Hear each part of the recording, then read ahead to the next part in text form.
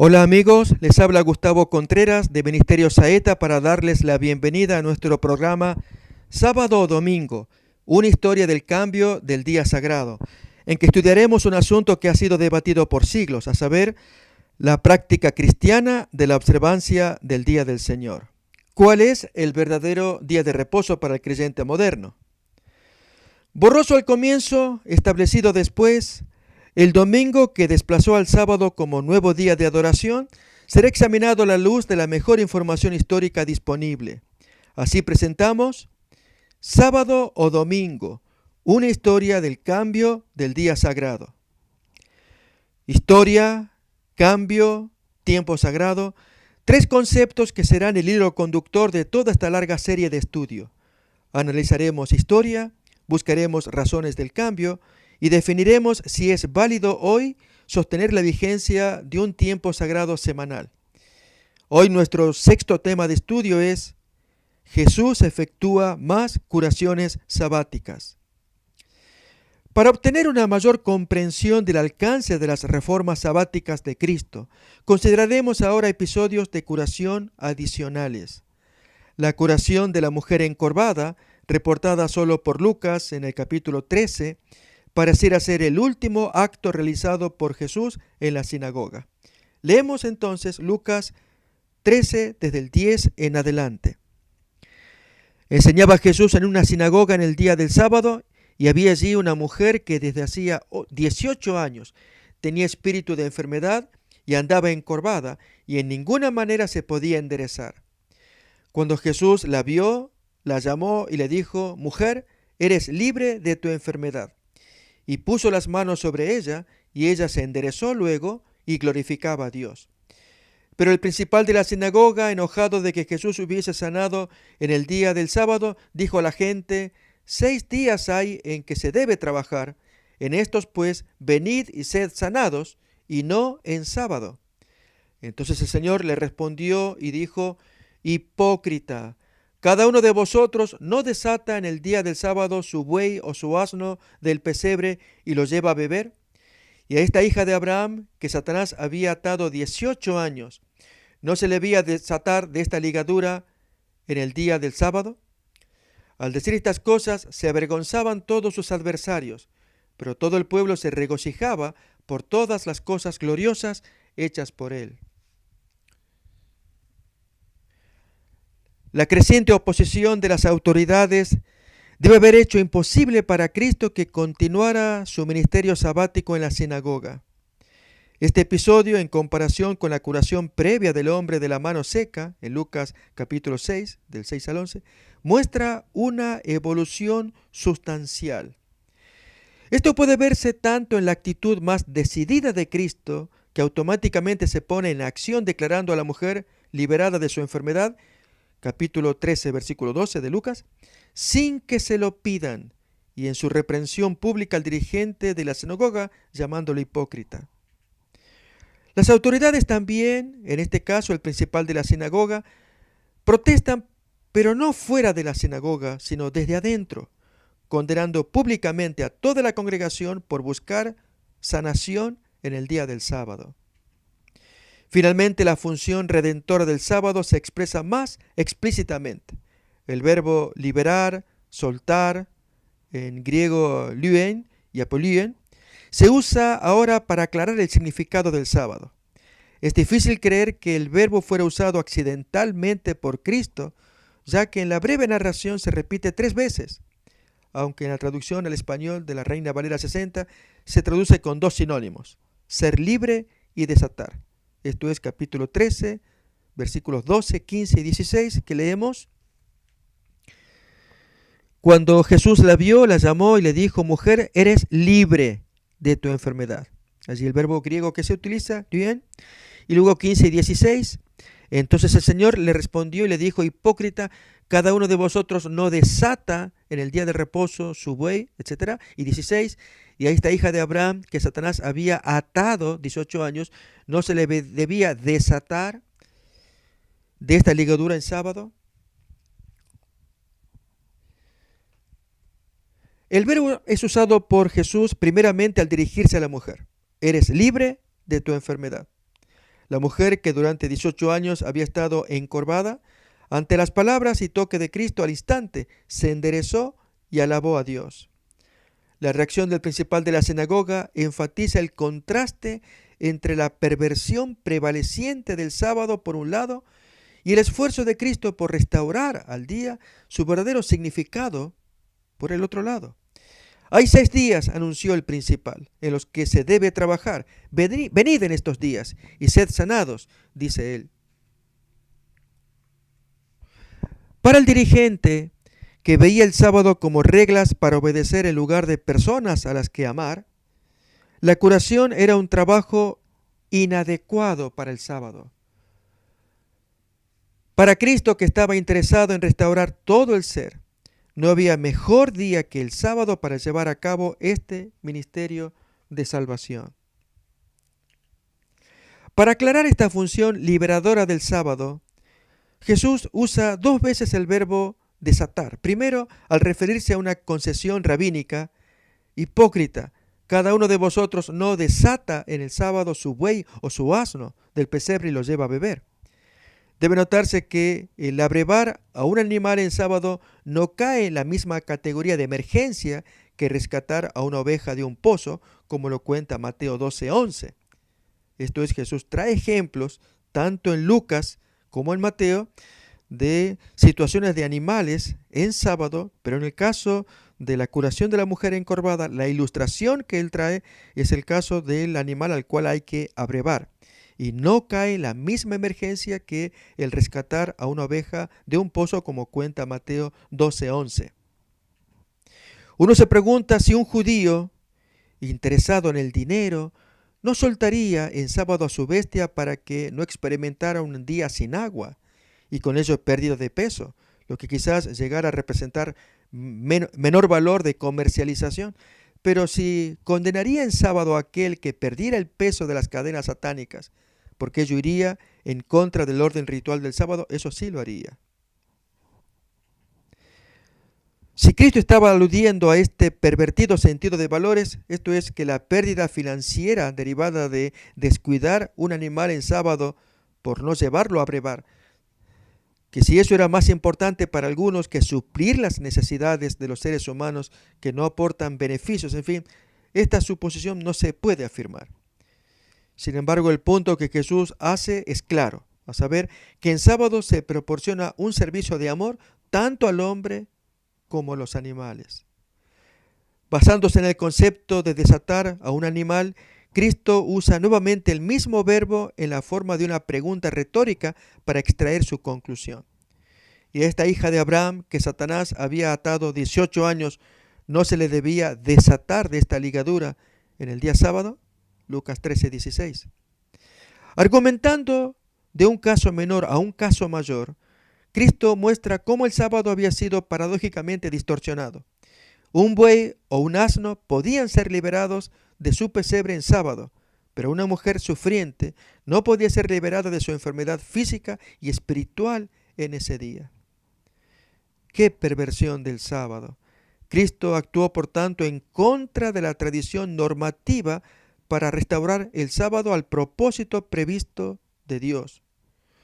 Debe notarse que en todos los casos, Cristo no está cuestionando la obligación vinculante del mandamiento del sábado, sino más bien defendiendo sus verdaderos valores que habían sido en gran parte olvidados. La imagen de Cristo en sábado liberando a una víctima atada por los lazos de Satanás, como cuenta Lucas 13:16.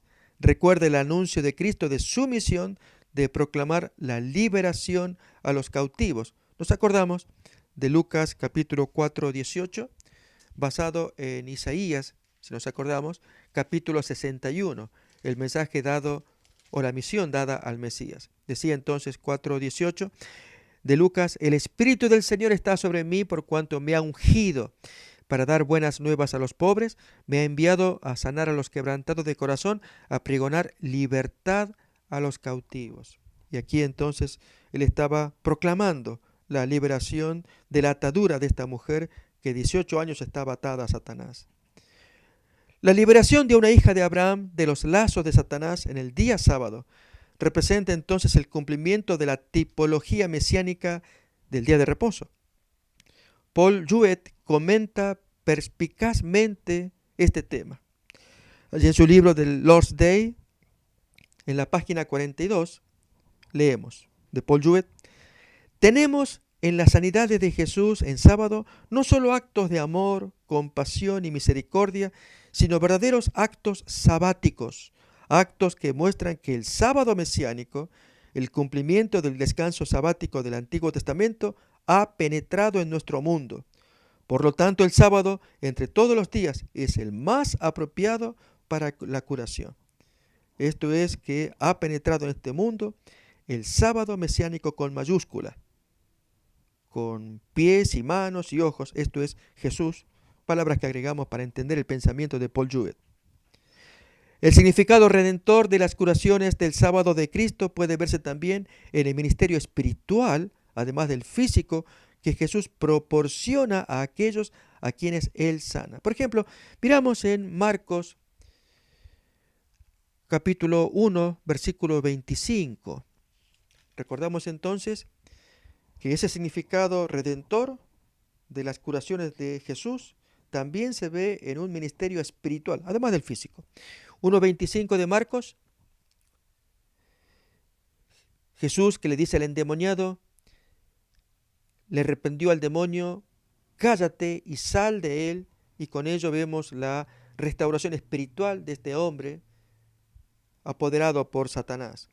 También Lucas capítulo 13, versículo 16, vemos también la restauración espiritual en la curación.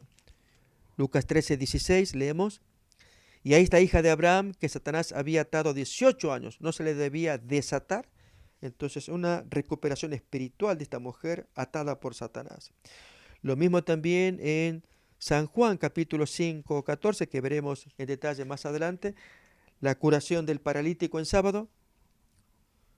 5:14 leemos: después lo halló Jesús en el templo y le dijo: mira, has sido sanado físicamente, no peques más para que no te venga alguna cosa peor.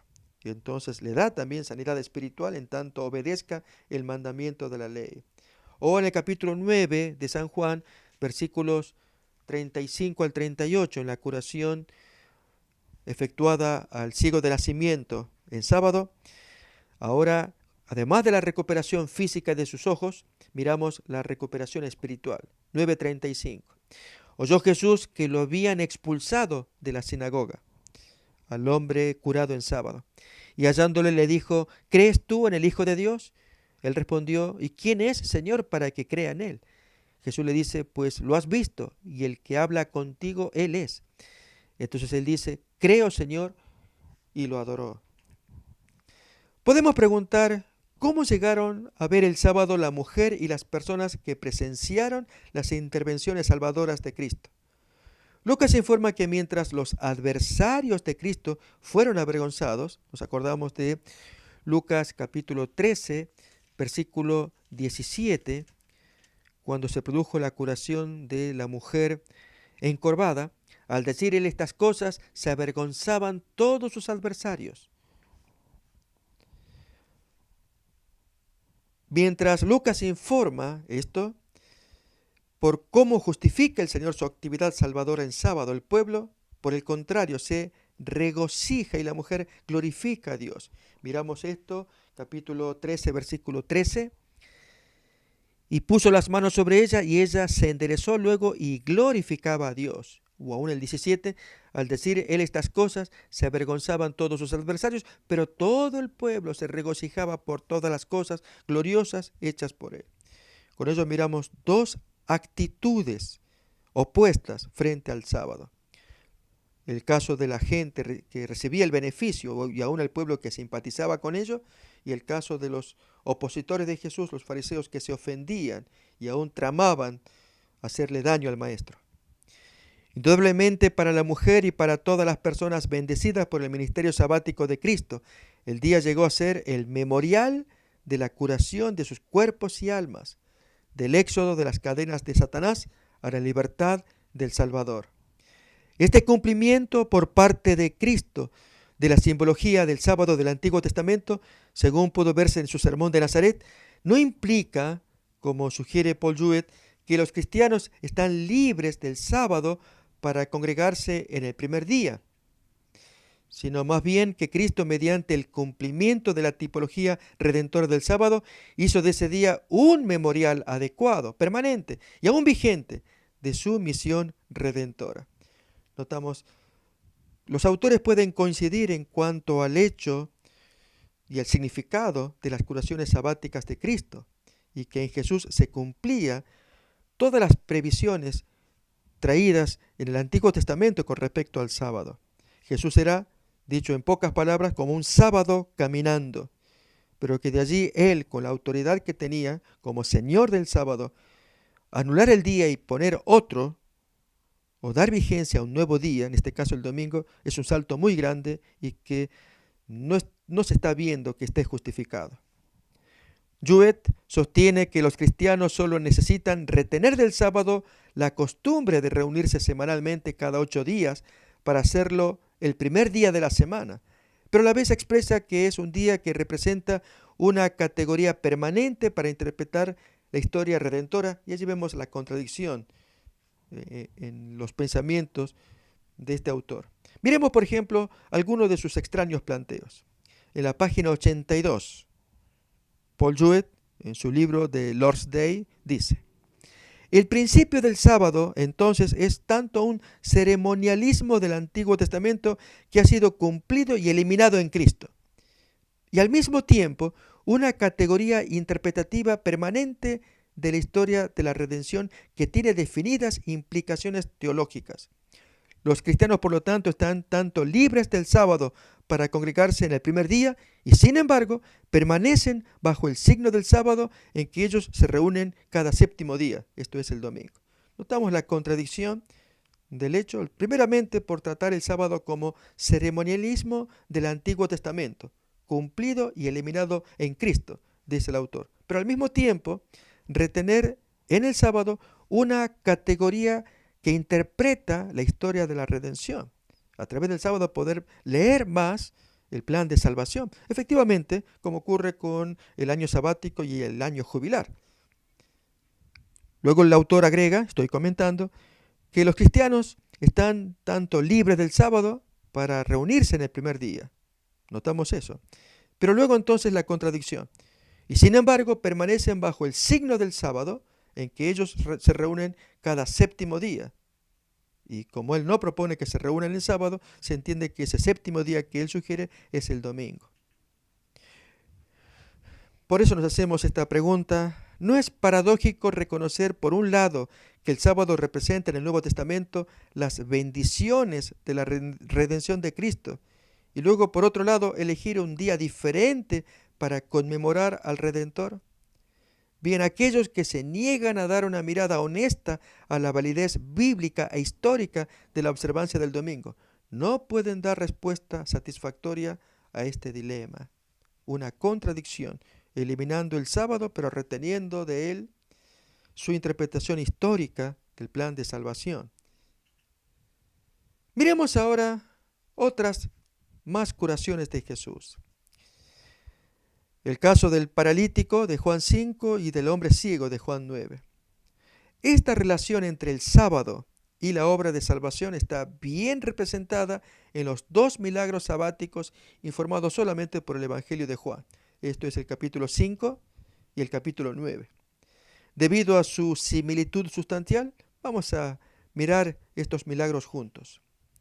El parecido es notable en varias maneras. Los hombres sanados habían estado crónicamente enfermos, uno inválido durante 38 años, como nos lo cuenta Juan 5:5.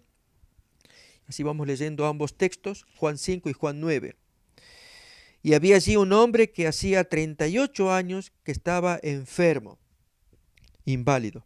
Y el otro era ciego de nacimiento, como leemos también en Juan 9:2. Primeramente el uno para ver el contexto. Al pasar Jesús vio a un hombre ciego de nacimiento y le preguntaron sus discípulos diciendo: Rabí, ¿quién pecó, este o sus padres, para que haya nacido ciego? En ambos casos Jesús les dice a los hombres que actuaran. Al hombre impotente le dijo, levántate, toma tu camilla y anda. Capítulo 5, versículo 8, leemos del Evangelio. Jesús le dijo, levántate, toma tu lecho y anda. Y al instante aquel hombre fue sanado y tomó su lecho y anduvo. Y era sábado aquel día. Mientras que al ciego le dijo, ve y lávate en el estanque de Siloé. Juan capítulo 9. Recordemos que luego de haberle puesto ese emplasto de barro, cuando dice 9:6 en adelante, dicho esto, escupió en tierra e hizo lodo con la saliva y untó con el lodo los ojos del ciego. Y le dijo, ve a lavarte en el estanque de Siloé, que traducido es enviado. Fue entonces y se lavó y regresó viendo. En ambos casos, los fariseos acusan formalmente a Cristo de transgredir el sábado y ven esto como evidencia de que Él no es el Mesías. Ya lo dice capítulo 9:16. Entonces algunos de los fariseos decían, ese hombre no procede de Dios, porque no guarda el sábado. Y otros decían, ¿cómo puede un hombre pecador hacer estas señales? Y había disensión entre ellos. Es decir, no guardaba el sábado al modo judío, o también no guardaba el sábado rabínico. Eso era verdad. O miramos en San Juan 5:18, la misma acusación.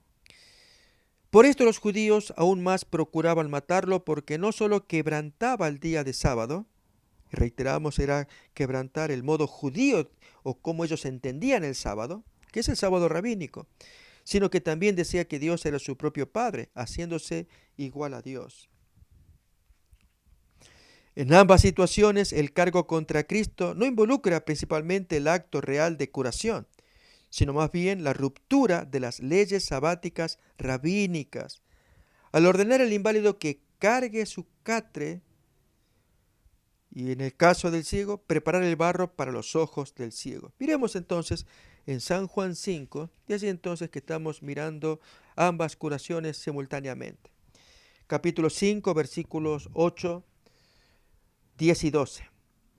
Jesús le dice, levántate, toma tu lecho y anda. Entonces los judíos dijeron a aquel que había sido sanado, es día de reposo, no te es lícito llevar tu lecho. Él le respondió, el que me sanó, él mismo me dijo, toma tu lecho y anda. Entonces le preguntaron, ¿quién es el que te dijo, toma tu lecho y anda? En el caso de Juan 9, versículos 6 y el 14 leemos, dicho esto, escupió en tierra e hizo lodo con la saliva y untó con el lodo los ojos del ciego. Y en el 14, y era sábado cuando Jesús había hecho el lodo y le había abierto los ojos. Aún más, 16, entonces algunos de los fariseos decían, ese hombre no procede de Dios porque no guarda el sábado. El hecho de hacer barro en los ojos indicaba para ellos que él violaba el sábado. Efectivamente, violaba las leyes rabínicas del sábado, como hemos comentado ya. En el caso del tratado Shabbat, recordemos, de los 63 tratados de la Mishnah, el Shabbat es el que habla más explícitamente de cómo guardar el sábado, según la percepción rabínica. Y en el capítulo 10 en particular, allí trae el modo de transportar las cosas en sábado. Y en el caso del hombre que llevó el camastro, lo hacía del modo ilegal, ya que ese capítulo de la Mishnah, capítulo 10, menciona que para poder transportar la cosa debía llevarse del modo inhabitual, pues quien lo llevaba del modo habitual, esto es, el brazo izquierdo o brazo derecho contra el pecho o sobre los hombros, cometía falta, cometía pecado, pero quien lo llevaba del modo inhabitual, esto es, del modo no común, ya sea arrastrando la cosa o colgándola desde la muñeca, desde el hombro, colgándola desde el cuello, desde la oreja, llevándola en el empeine del pie, en el torso de la mano, etc. Allí enumera las maneras correctas de llevar el sábado sin cometer pecado. En el caso del hombre curado en sábado al llevar su camastro, aquel tullido, lo llevó seguramente del modo más habitual. De hecho, la curación consistía, cuando Jesús le dijo, toma tu lecho y anda. En eso consistía su curación, en que obedeciera el mandato. Esto es, que desobedeciera las leyes rabínicas, que llevara el camastro del modo más habitual posible. Y esto le llama a los judíos quebrantar el sábado, hacer semejante actividad. Con el ciego pasa algo similar. Jesús violó otra ley rabínica, esto es en el Tratado Shabbat capítulo 24, y se enumera en la Mishnah 3 la forma de alimentar animales en un corral. Y esto es cuando se les lleva el forraje y el agua deben ir por separado, no hacer masa, no mezclar en sábado. Y Jesús pues violó este precepto al hacer masa, barro, con su saliva en sábado para untar los ojos del ciego y así mandarlo a lavar. El haber hecho eso, de haber hecho barro en sábado, prohibido amasar barro, entonces Jesús supuestamente violó el sábado, decimos, en la percepción judía rabínica. Bien, ese era el cargo que traían contra Cristo. Miremos, por ejemplo, en la Mishnah, vamos a leer entonces los trabajos prohibidos en sábado.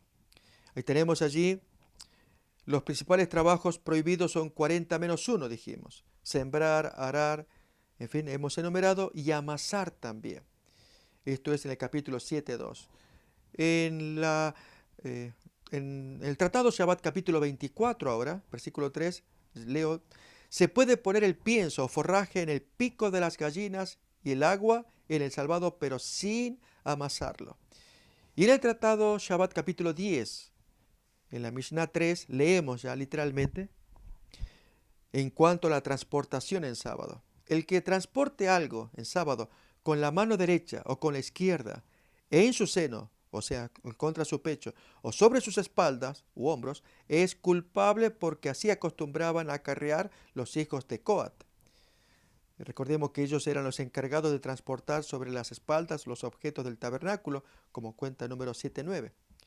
Pero entonces ellos dan una salida si es necesario transportar la cosa en sábado. El que transporta la cosa en el reverso de la mano, en el pie, en la boca, en el dedo o en el codo, en la oreja, en el pelo, en la bolsa con la apertura hacia abajo, entre la bolsa y la camisa, o en el volante, o sea, el borde de la camisa, en el zapato, en la sandalia, está eximido, ya que no la transporta la cosa del modo en que es habitual a los portadores.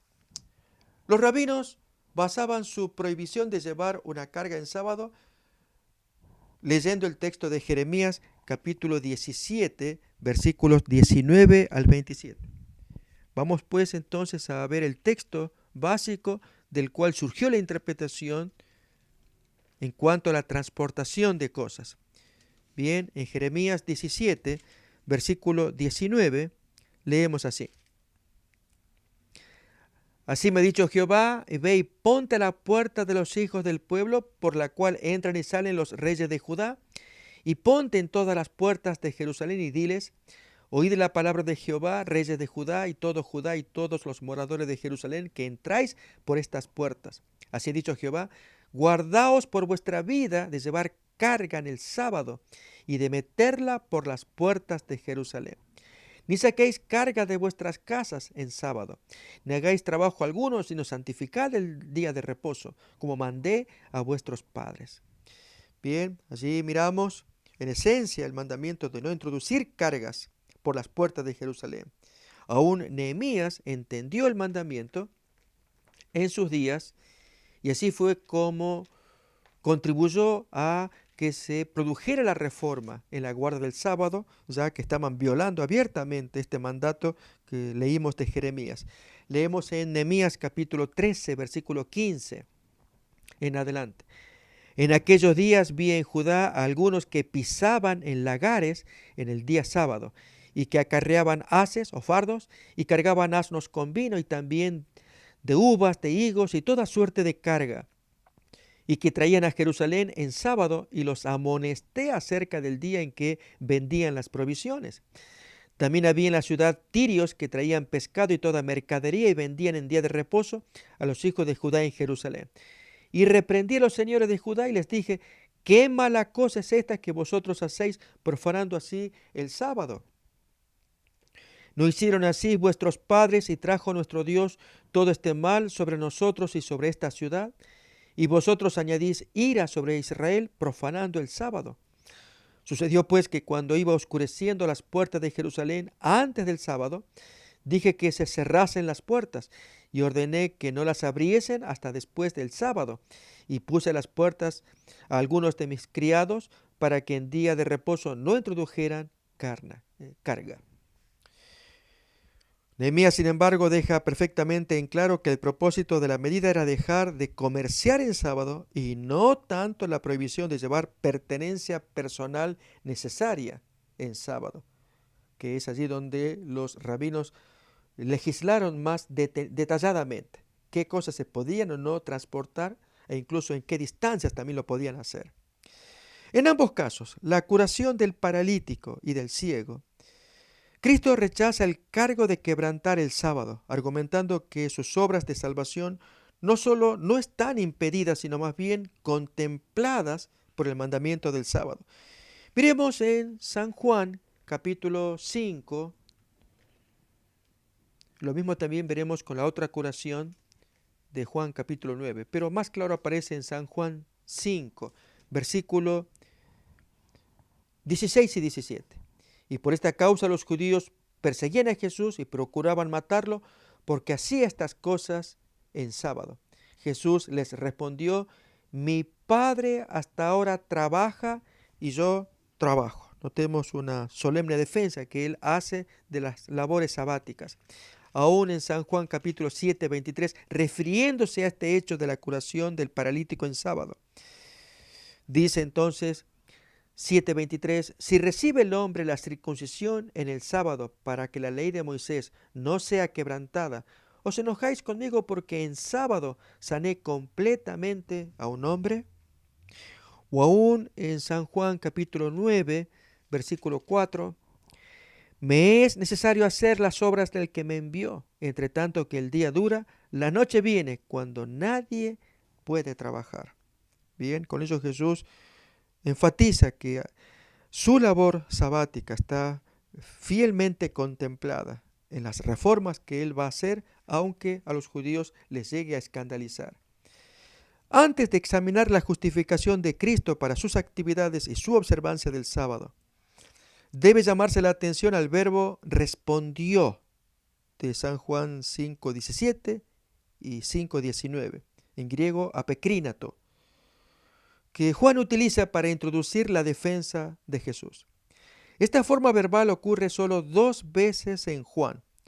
La primera cuando Cristo responde a la acusación de los judíos, San Juan 5:17, y la segunda cuando aclara la respuesta dada, esto es en San Juan 5:19. Mario Veloso, en su libro El compromiso cristiano, tiene este comentario.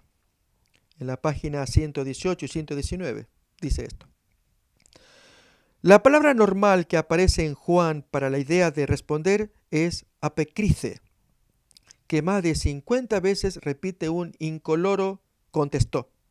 En cambio, apecrínato, que es nuestro verbo que vamos a considerar, de San Juan 5:17, tiene el sentido contestar pública y formalmente a una acusación.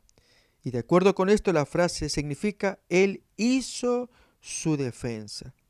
Esta es la única vez en todo el Evangelio de Juan en que Jesús se defiende formalmente. La importancia de este hecho no se puede exagerar y su presencia frente a la declaración, mi Padre hasta ahora obra y yo obro, da valor absoluto a la identidad entre el Padre y el Hijo. En la gramática juanina de Edwin Abbott, publicado en 1906, en la página 392 hace este interesante comentario. Apecrínato, que es la voz griega que aparece en San Juan 5:17, recordemos, cuando Jesús dice, y él les respondió. Allí la palabra griega es apecrínato, una palabra muy seria, porque representa la respuesta formal, la defensa clara, contundente que Jesús hace a la acusación de violación de sábado. Bien, Abbott en su gramática juanina dice, apecrínato, el verbo griego, debe traducirse de acuerdo a su frecuente uso en griego. Dio respuesta al cargo, hizo su defensa. el diácono, que es el perseguidor de San Juan 5:16, cuando dice, y por esta causa los judíos perseguían a Jesús. Ese es el diácono que perseguían, los perseguidores. Como término legal significa el querellante. Juan da a entender persecución con cargos de blasfemia, implicando amenazas de juicio, de modo que la expresión hizo su defensa es particularmente apropiado al contexto. El verbo griego apekríneto, que se usa solamente 2 veces en el Evangelio de Juan, está expresado en voz media, y entonces Jaime Moulton, en su gramática del Nuevo Testamento griego, comenta este hecho de la voz media. La esencia de la voz media está en que llama la atención al hecho de que el agente está estrechamente relacionado con la acción. En la voz activa se destaca la acción, en la voz media el agente. Y es lo que queremos señalar entonces de este hecho del verbo respondió. Apekrínato está en voz media, por lo tanto respondió está muy ligado el verbo con el agente, o sea, quien lo pronunció. Nuevamente Veloso, en el Compromiso Cristiano, página 119, dice: por el uso de este verbo en voz media, o sea, apekrínato, se dice entonces que la relación de Cristo con el contenido de su respuesta, recordemos que él lo dijo 2 veces, San Juan 5, 17 y 19, es de tal naturaleza que su propia persona debe ser considerada como formando parte integral del contenido de su respuesta. ¿Qué quiso decir Cristo cuando se defendió formalmente de la acusación de quebrantar el sábado, diciendo, mi Padre hasta ahora trabaja y yo trabajo, en San Juan 5:17? Esta declaración ha sido sometida a un escrutinio considerable y se han adelantado algunas opiniones significativas. En el caso de Gian Danielu, en su libro Sacramentos y Cultos según los Santos Padres, en la página 264 y 265, él menciona: las palabras de Cristo, de San Juan 5:17, condenan formalmente la aplicación a Dios del descanso sabático entendido como inactividad. La actuación de Cristo aparece como la realidad que viene a sustituir la inactividad figurativa del sábado.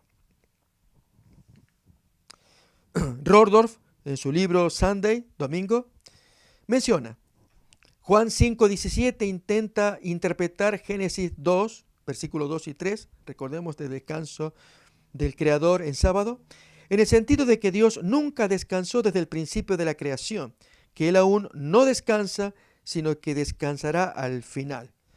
Recordemos este pensamiento, ya lo hemos escuchado en la expresión de la epístola del pseudo Bernabé.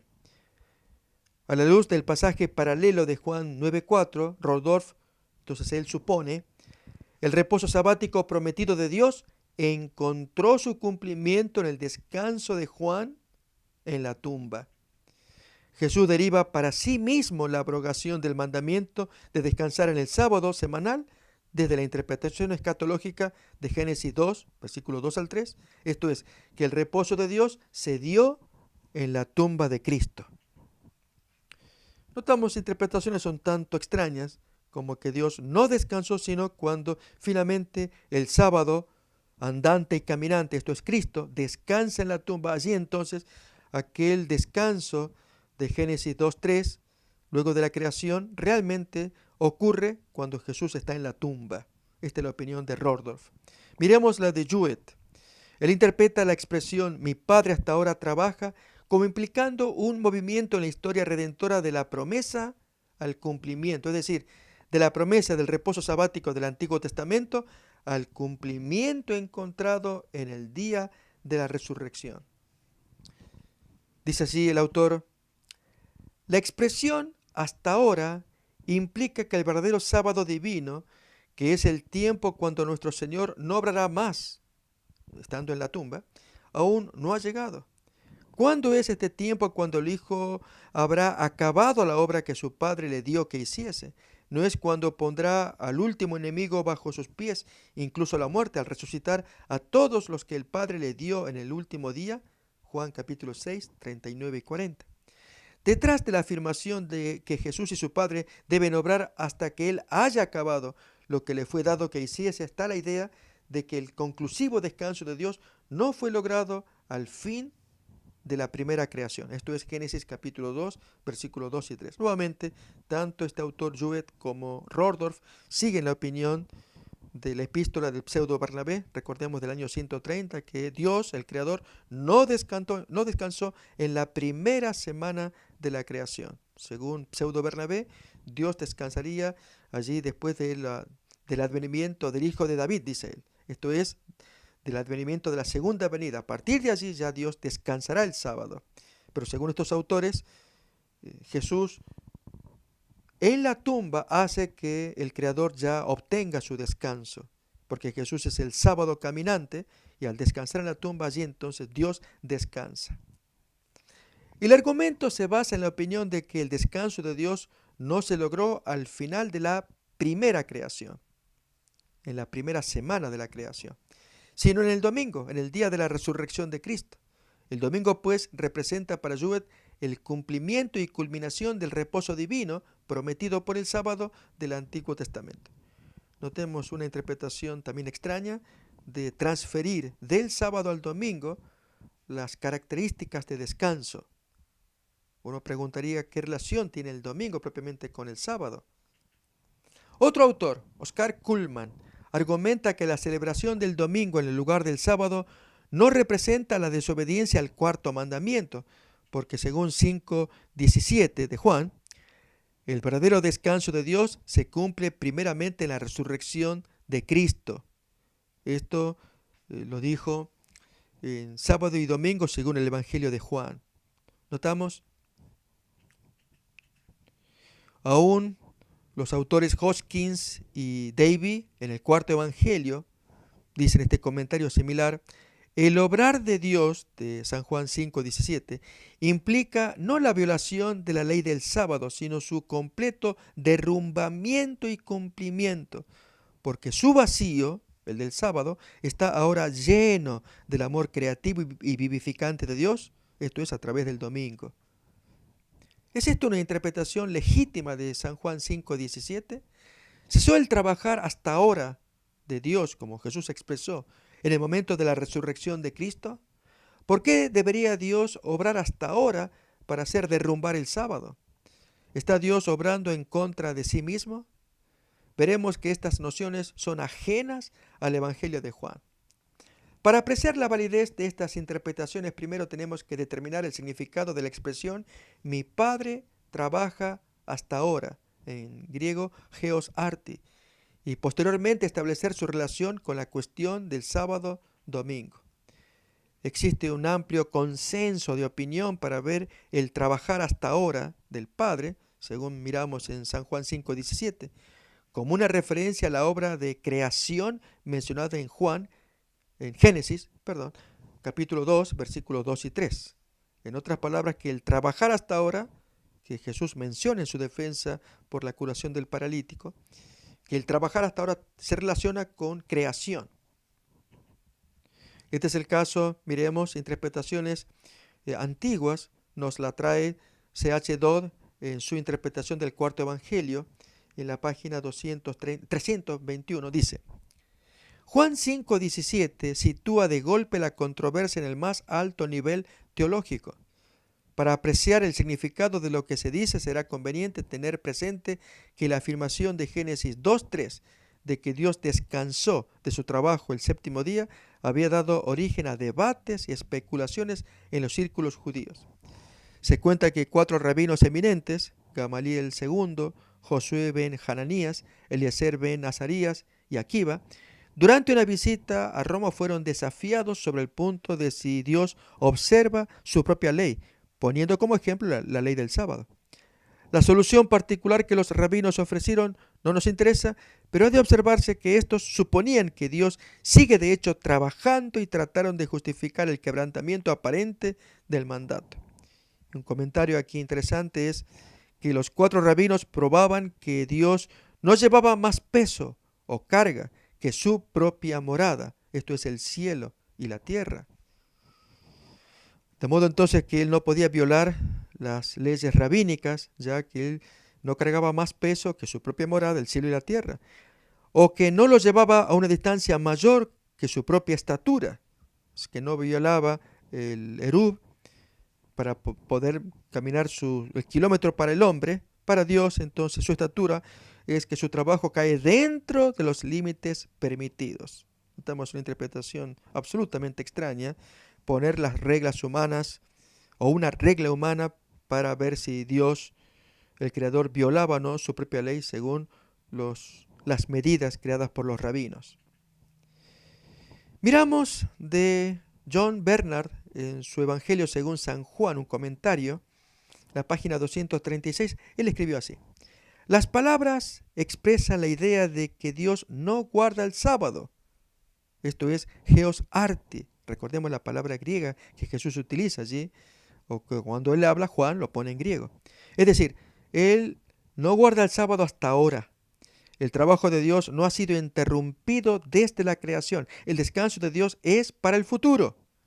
Nuevamente nos acordamos de la interpretación del pseudo Bernabé. O J.N. Sanders, en un comentario sobre el Evangelio según San Juan, la página 163, menciona esto: Jesús, en efecto, repudia cualquier comprensión crudamente antropomórfica del reposo de Dios después de sus 6 días de trabajo de creación. El mito causal que explicaba el mandato de descansar del trabajo en el 7º día, tal como lo menciona Génesis capítulo 2, del 1 al 3, y luego se conecta con Éxodo capítulo 20, 11, allí la razón de ser del 4º mandamiento, de la santificación del sábado. El razonamiento detrás de esta interpretación es que dado que Dios ha estado trabajando hasta ahora en actividades creativas, aún no ha experimentado la creación del reposo sabático, pero llegará un tiempo en la restauración escatológica de todas las cosas, cuando esto se convierta en realidad que Él finalmente va a descansar. La pregunta que surge es, si Jesús dijo que estaba trabajando hasta ahora, ¿significa trabajando en actividades creativas? Cuando el texto de Hebreos capítulo 4 dice que versículos 3 y 4, las actividades creativas ya están terminadas ya desde la creación. Entonces, ¿en qué Dios el Padre estaba trabajando para que Jesús trabajara también? El domingo, en virtud de la resurrección, como dice Jewett, siendo el signo y anticipación de ese sábado final, ya es celebrado por los cristianos en lugar del sábado. Como escribe, el descanso del 7º día original no fue un reposo final, sino que señaló más allá de sí mismo al cumplimiento en la nueva edad, cuando todas las cosas son redimidas y creadas nuevas en Cristo. La resurrección de Cristo es el signo y la anticipación de aquel sábado final, cuando Dios será todo en todo y todas las cosas serán hechas nuevas. Las páginas 85 y 86. Las categorías interpretativas utilizadas para llegar a esta conclusión son tomadas del filósofo helenístico judío Filón, que nació cerca del año 20 a.C., muere por el año 50 después de Cristo, quien abogó por la idea de la creación continua para evitar una visión demasiado antropomórfica del descanso de Dios. Es decir, es el hombre el que necesita descansar, no Dios. Y para no crear una visión antropomórfica, es decir, parecida al hombre, que Dios necesitara descansar, pues para ello ponen lo opuesto, es que Dios siempre está en actividad y siempre en creación continua. Esto es lo que creía Filón. Miremos sus escritos en interpretación alegórica de las Sagradas Leyes. En la primera interpretación, en el párrafo 5 y 6, leemos así: y así en el 7º día, una vez que ha puesto fin a la formación de las especies mortales, comienza el Creador a modelar otras más divinas, porque en ningún momento cesa Dios en su actividad creadora. Antes bien, así como es propio del fuego el calentar y de la nieve el enfriar, también es propio de Dios el hacer, el crear. Y en grado mucho mayor, por cuanto además Él es el origen de la capacidad de obrar de todos los demás seres. Con toda razón, pues, dice también Moisés, hizo cesar y no que cesó.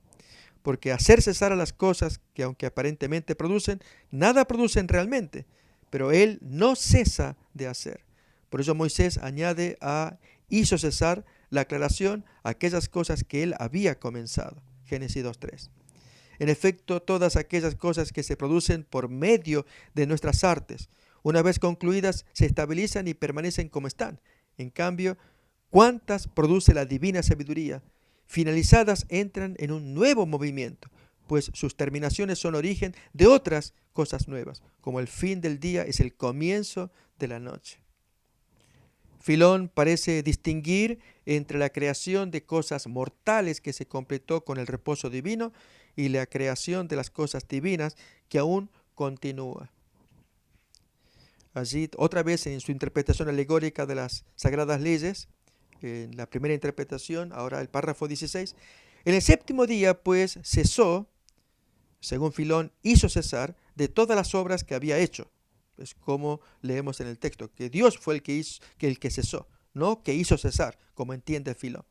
Pero Filón sigue diciendo, esto significa lo siguiente: Dios cesa de modelar las especies mortales cuando comienza a crear las divinas. Hemos demostrado que Dios, cuando cesa, no cesa de producir, antes bien inicia la creación de otros seres, en virtud de que no solo es el artífice, sino también el padre de las cosas que van adquiriendo existencia. Más tarde, alrededor de los años 100 al 130, los rabinos Gamaliel II, Josué ben Hananías, Eliezer ben Azarías y Akiva declararon explícitamente en Roma que Dios continúa su actividad creadora, como ya vimos en el texto leído.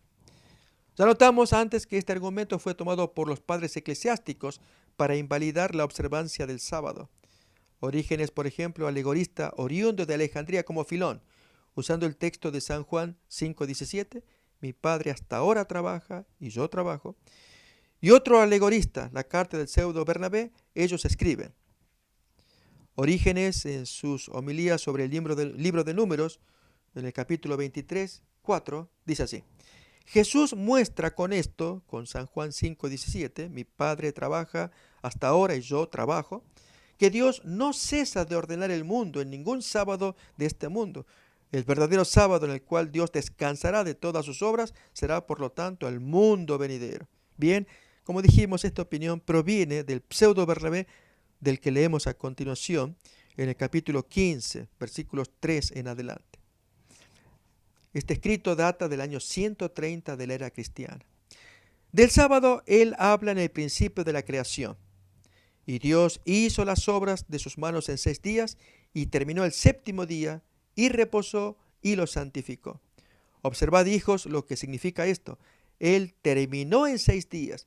Quiere decir esto que en 6.000 años el Señor dará fin a todas las cosas, porque para él un día significa 1.000 años, y de esto él mismo da testimonio cuando dice, he aquí el día del Señor será como 1.000 años, como aparece en 2 de Pedro, capítulo 3:8.